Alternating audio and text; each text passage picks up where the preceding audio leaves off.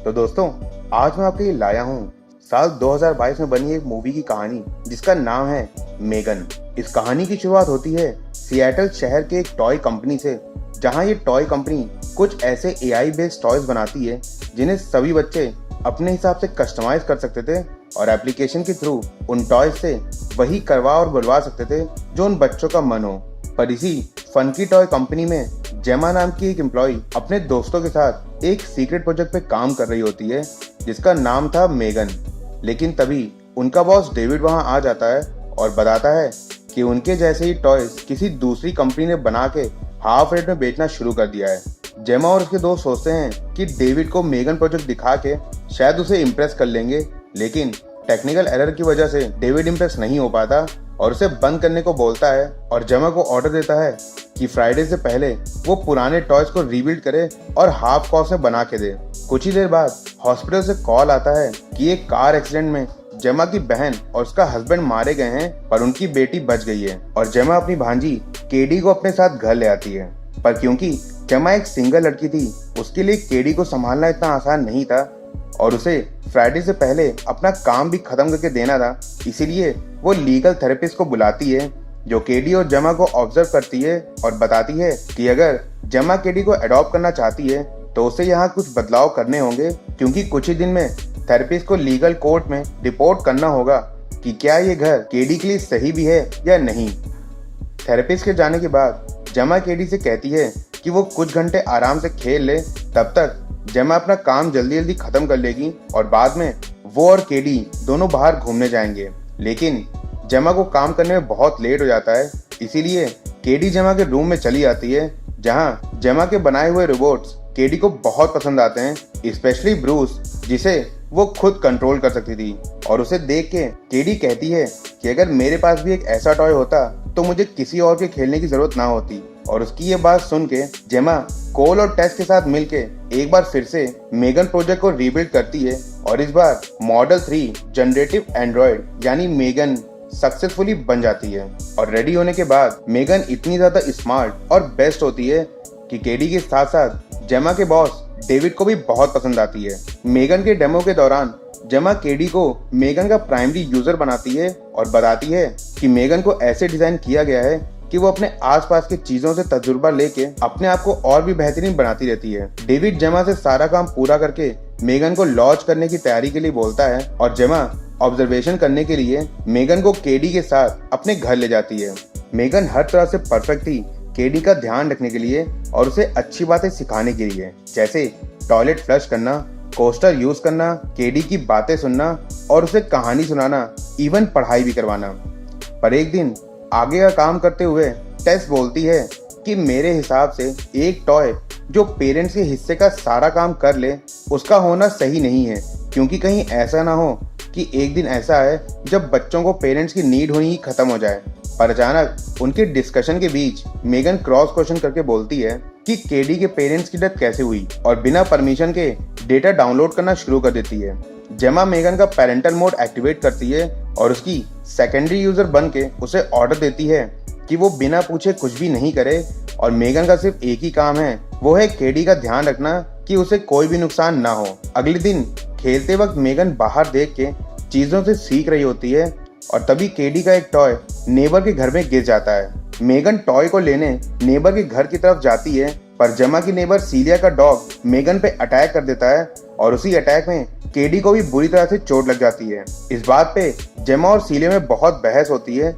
लेकिन मेगन आधी रात में सीलिया के डॉग को आवाज बदल कर बुलाती है और उसे जान से मार देती है। अगली सुबह जेमा केडी को समझाने आती है कि उसे अपना ध्यान रखना होगा, पर बीच में बोल के मेगन हर चीज जेमा से बेहतर तरह से केडी को समझा देती है। उसी दिन कंपनी में डेमो के लिए केडी और मेगन दोनों को ऑफिस लाया जाता है, पर डेमो के दौरान केडी रोने लगती है और बोलती है कि मुझे डर है कि कहीं ऐसा ना हो कि मैं धीरे धीरे करके अपनी मॉम की एक एक याद को भूल जाऊं। मेगन केडी से बोलती है कि केडी, तुम मुझे बताओ कि तुम्हारी मॉम की सबसे अच्छी याद कौन सी है जिसे याद करके तुम्हें खुशी मिलती है। और ऐसी ही एक याद केडी मेगन को बताती है और मेगन उस याद को अपने सिस्टम में स्टोर कर लेती है और बोलती है कि तुम्हें जब भी उनको याद करना हो तुम मुझे बता देना, मैं तुम्हें ये याद सुना दूंगी। और इस बात पे सभी लोग बहुत इम्प्रेस होते हैं और मेगन को अप्रूव कर देते हैं। जेमा का सीनियर बॉस भी उसका प्रमोशन कर देते हैं, लेकिन ऑफिस का एक एम्प्लॉय जेफ मेगन की फाइल्स को कॉपी करके अपने सिस्टम में चुरा लेता है। घर पे आने के बाद जेमा केडी को सॉरी बोलती है और कहती है कि केडी अपनी बातें जेमा से शेयर कर लिया करे और जेमा हमेशा केडी के साथ रहेगी और उसका साथ कभी नहीं छोड़ेगी। पर इस बात पे केडी सीधा मना करके बोल देती है कि उसने पहले ही सब कुछ मेगन के साथ शेयर कर लिया है, इसीलिए अब उसे किसी और की जरूरत नहीं है। अगले दिन कोर्ट की तरफ से थेरेपिस्ट लीडिया फिर से घर पे आती है और इस बार मेगन को देख के वो एक्चुअल कंडीशन समझ जाती है और जेमा से कहती है कि अटैचमेंट थ्योरी के हिसाब से पेरेंट्स के खो जाने के बाद बच्चों की जिंदगी में जो भी शख्स अगला आता है, बच्चे उसे अटैच होने की कोशिश करते हैं और मुझे डर है कि इस जगह पे जो वैल्यू जेमा की होनी चाहिए थी कहीं वो मेगन की ना हो जाए, क्योंकि मेगन एक टॉय है और ये बात अच्छी नहीं होगी। डिनर के दौरान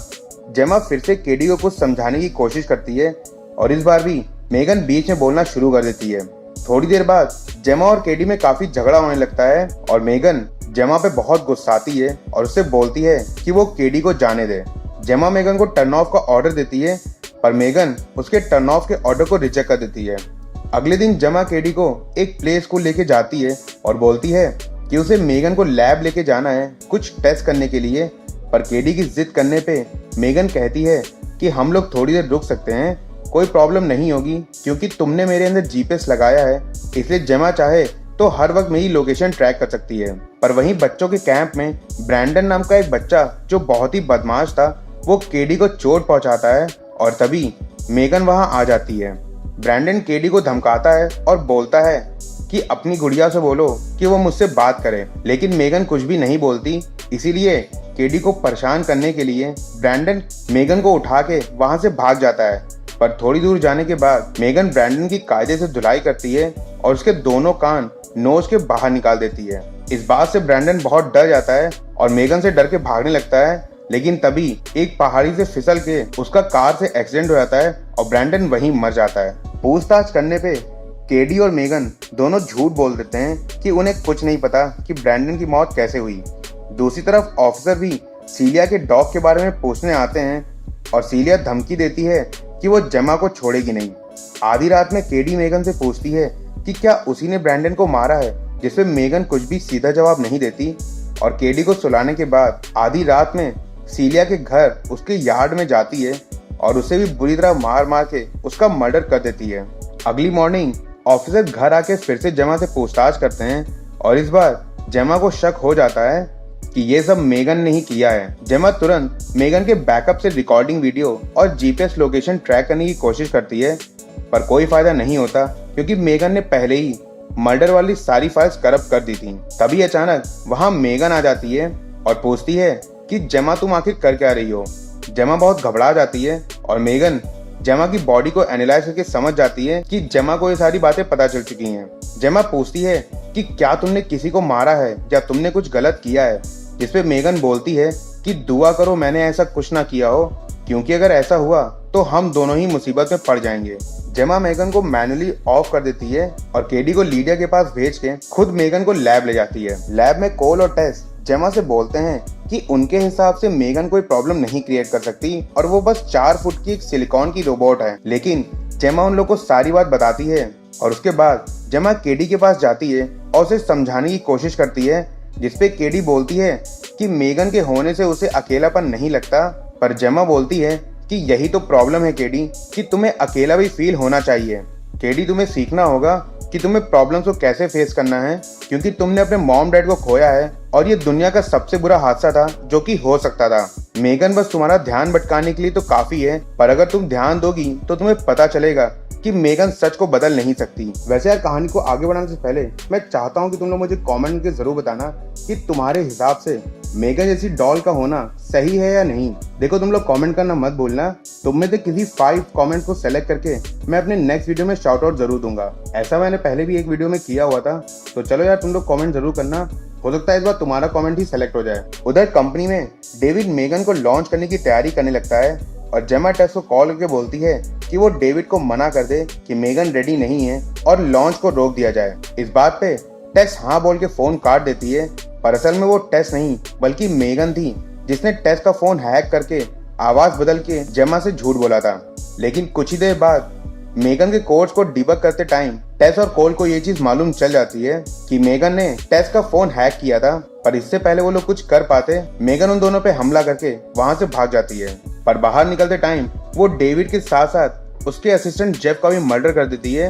और बाहर निकल के एक कार चोरी करती है और सीधे जेमा के घर पहुंच जाती है। घर पे अचानक मेगन को देख के जेमा बहुत डर जाती है और उससे पूछती है कि तुम यहाँ कैसे आई, जिसपे मेगन बोलती है कि हम दोनों इस बात को शांति से डील कर सकते हैं, बेहतर होगा तुम ज्यादा स्मार्ट बनने की कोशिश ना करो। पर बार बार जेमा का मेगन को टर्न ऑफ करने की कोशिश से मेगन बहुत ज्यादा गुस्सा हो जाती है और उस पर हमला कर देती है। अपने बचाव के लिए जेमा भी मेगन के सर पे अटैक करती है, जिससे उसे सर्किट डैमेज हो जाता है और मेगन का सिस्टम थोड़ा सा हैंग करना शुरू कर देता है। पर बहुत लड़ाई झगड़े के बाद भी और काफी नुकसान होने पे भी मेगन शांत नहीं होती। जेमा पूछती है कि मुझे मार के तुम्हें क्या मिलेगा, जिसपे मेगन बोलती है कि हाँ तुमने सही कहा, मुझे मालूम है कि तुम्हारे मरने के बाद मेरा भी वजूद खत्म हो सकता है, इसीलिए मैं तुम्हें मारूंगी नहीं बल्कि इस पेन से तुम्हारे सेरेब्रल कॉर्टेक्स को डैमेज कर दूंगी ताकि तुम हमेशा के लिए पैरालाइज हो जाओ और उसके बाद मैं तुम्हारा ध्यान रखूंगी क्योंकि इस काम के लिए भी मैं बहुत परफेक्ट हूँ। तभी अचानक वहाँ केडी आ जाती है और बोलती है कि मेगन अभी तक तुम हमारी फैमिली के एक मेंबर से तो मिली ही नहीं, और अगले ही पल वो ब्रूस को एक्टिवेट करती है और बहुत कायदे से मेगन की धुलाई करते हुए उसे 2 हिस्सों में तोड़ देती है। पर फिर भी इससे मेगन को कोई फर्क नहीं पड़ता और मेगन की हाफ बॉडी उन लोग पे फिर से हमला करने चली आती है। पर किसी तरह से जेमा और केडी एक स्क्रू ड्राइवर से उसके सर्किट्स को डिस्ट्रॉय कर देते हैं और कुछ ही देर में पुलिस के साथ टेस और कोल भी घर आ जाते हैं। सबको लगता है कि सब कुछ ठीक हो गया, पर तभी अचानक जेमा का एक छोटा सा रोबोट एलसी एक्टिवेट हो जाता है और कहानी खत्म। तो यार आई होप तुम लोग को आज की कहानी पसंद आई होगी। ये कहानी 2022 में बनी थी और सिर्फ $12 मिलियन में बनी इस मूवी ने काफी अच्छी अर्निंग करी थी और मेरे हिसाब से मूवी मुझे बहुत परफेक्ट लगी। इवन अगर तुम चाहो तो इसे फैमिली के साथ बैठ के देख सकते हो, ये एक बहुत ही परफेक्ट स्टोरी लाइन है। बाकी तुम लोग मुझे कमेंट में बताना कि तुम लोग को आज की मूवी कैसी लगी और क्या तुमने ये मूवी पहले से देख रखी है या नहीं। साथ ही साथ ये वीडियो पसंद आया हो तो इसे लाइक और शेयर जरूर करना और मैं ऐसी ही अमेजिंग स्टोरीज और फैक्ट्स लाता रहता हूँ, तो उन्हें मिस ना करने के लिए मेरे चैनल फिल्मी फन को सब्सक्राइब करके वो बेल आइकन जरूर बजा देना। अब मिलूंगा जल्दी किसी नई अमेजिंग स्टोरी के साथ, तब तक के लिए बाय बाय।